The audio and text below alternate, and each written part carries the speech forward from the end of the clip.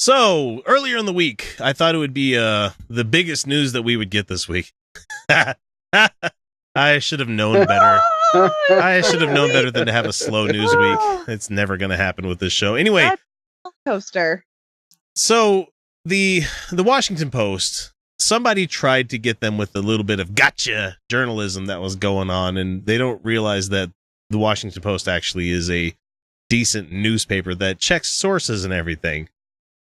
Yeah, they do that whole reporter shit. This wasn't even like investigative journalism. They were just doing some basic, like, let's Google is this person real? Like, it wasn't even like a sting operation. They were just doing some general fact checking. And this lady, and I can't remember what her name is, Jamie Phillips, there it is. She tried to fool the Post about having a illicit love child with Roy Moore, and she was underage when it happened, and that was the story that she was going around selling.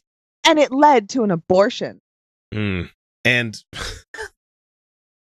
I watched the video of them interviewing her, and she's like constantly fiddling with her purse, like moving it around slight degrees and changes and stuff. So the reporters there were like, "Do you have a camera in your bag?" And she's like, No, I don't have a camera in my bag.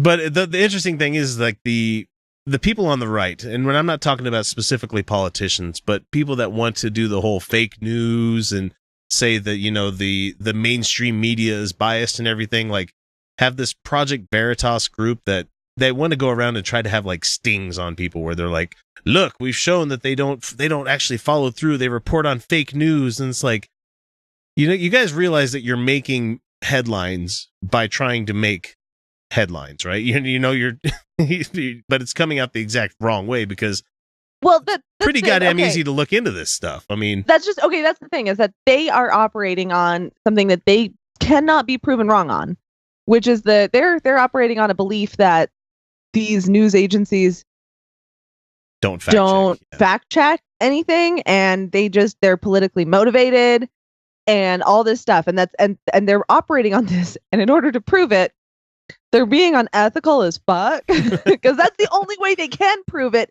And even when they're caught, they're like, no, that's the right thing to do. It's amazing. It's amazing. Well, let's just unpack the levels of immorality involved here.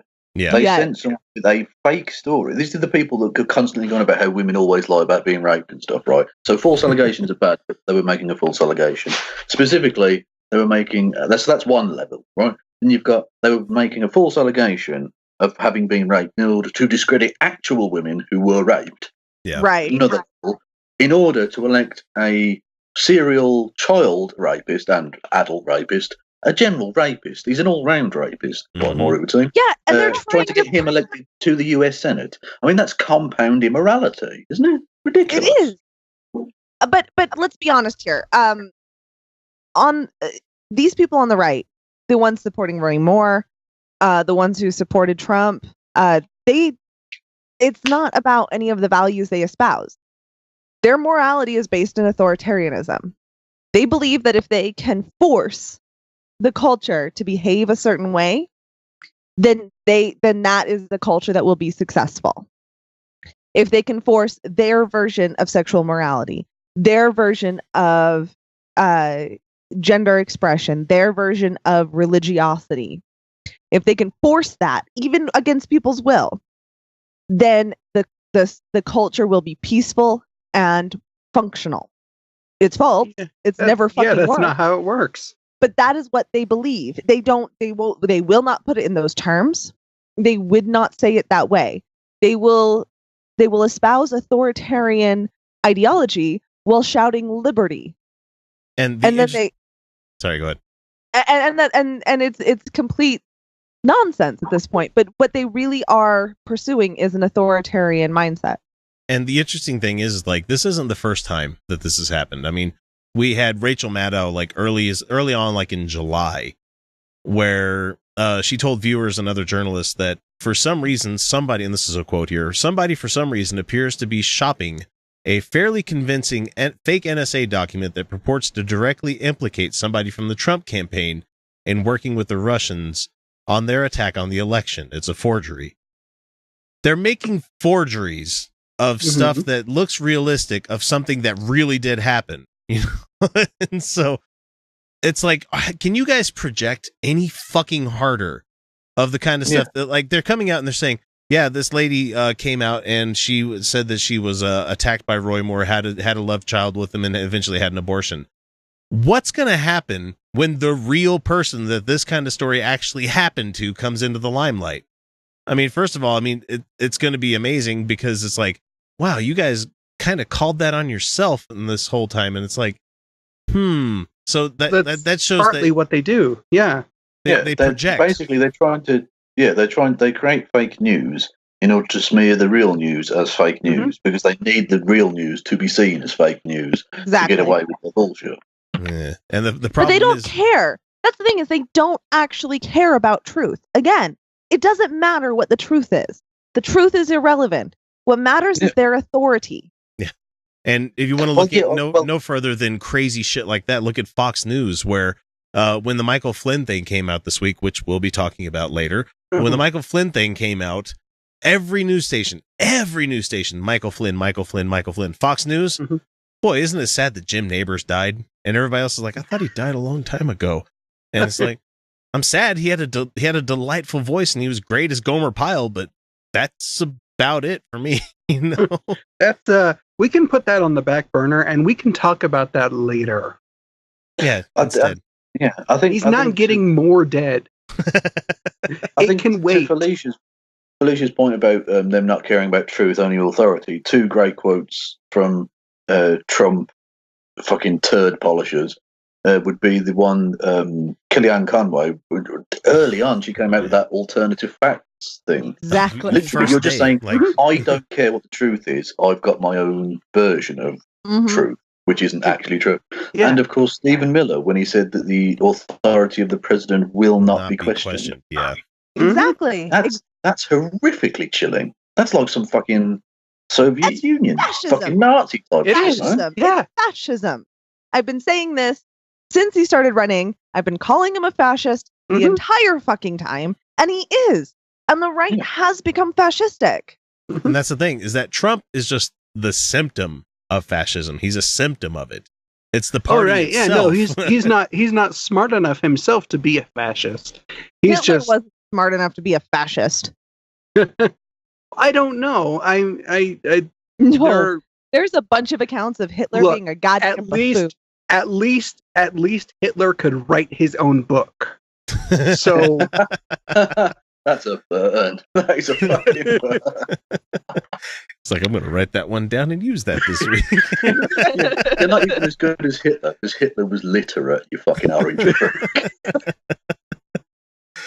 And so, like, in the New York Times, you have Maggie Haberman, who said that the Trump administration has tried a few times to do this, when he was talking back to Bill Mitchell, saying that supporters of President Trump could discredit news outlets such as the Post and the Times by tricking them into publishing crazy leaks. And she's like, yeah, the Trump administration, like calling him out by name, has tried this a few times, sir. We actually vet these things. It's amazing.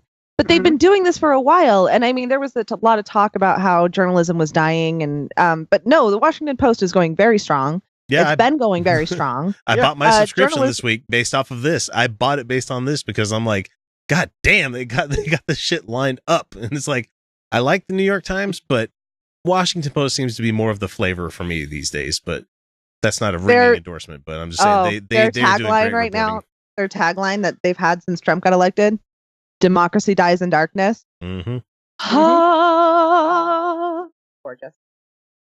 Now, what's the paper in the UK that has the titties on page 6? Which one is that? Is that the Daily Mail? Oh no, page. Well, you're wrong on both counts. Okay, it was page 3. Page 3, and thankfully it was stopped because evil feminazis said, "Well, actually, this is just obviously using these young women. You fucking pricks. You're supposed to be a newspaper."